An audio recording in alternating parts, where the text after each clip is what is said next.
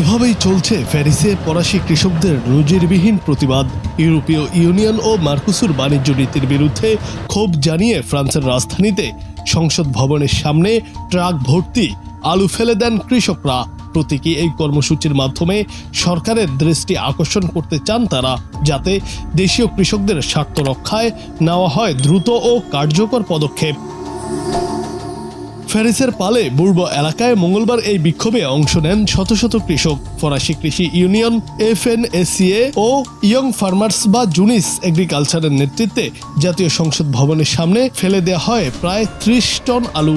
এ সময় সংসদের দিকে যাওয়ার রাস্তায় আলু বোঝাই ট্রাকগুলো অবস্থান নিলে এলাকা জুড়ে তৈরি হয় অচল অবস্থা। চারপাশে সারি সারি ট্রাক্টর, হাতে ইউনিয়নের পতাকা আর দেয়ালে সাঁটানো পোস্টারে লেখা ছিল সব জায়গায় আলু, কোথাও নেই আয়।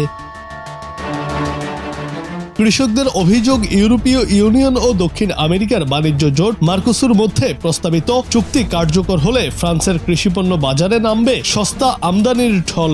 এতে উৎপাদন খরচ বেড়ে যাওয়া সত্ত্বেও কৃষকরা পাবেন না ন্যায্য দাম। তাদের ভাষায় এটি শুধু আয়ের সংকট নয়, বরং ফ্রান্সের খাদ্য নিরাপত্তার জন্য বড় হুমকি। বিক্ষোভের অংশ হিসেবে প্রায় 350টি ট্রাক্টর নিয়ে জাতীয় সংসদের চারপাশ ঘিরে রাখে কৃষকরা।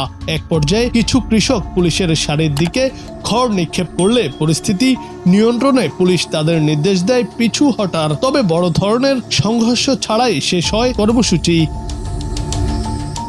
বাণিজ্য চুক্তিতে সাময়িকভাবে অনুমোদন দিয়েছে মার্কোসুরের সঙ্গে 15টি দেশের সমর্থনে, যা ইইউর প্রায় 65% প্রতিনিধিত্ব করে এগিয়ে যায় সিদ্ধান্তটি। তবে ফ্রান্স সহ 5টি দেশ এর বিরোধিতা করে। ইউরোপীয় ইউনিয়নের সবচেয়ে বড় কৃষিপণ্য উৎপাদক হওয়ায় ফ্রান্সে এই চুক্তি নিয়ে দীর্ঘদিন ধরেই চলছে কৃষক অসন্তোষ ও বিক্ষোভ। চুক্তিটি এগিয়ে গেলেও তা এখনো হচ্ছে না কার্যকর। বাস্তবায়নের জন্য ইউরোপীয় পার্লামেন্ট ও মার্কোসুরভুক্ত দেশগুলোর অনুমোদন এখনো দরকার। জুনায়েদ আহমেদ, বাংলা টিভি।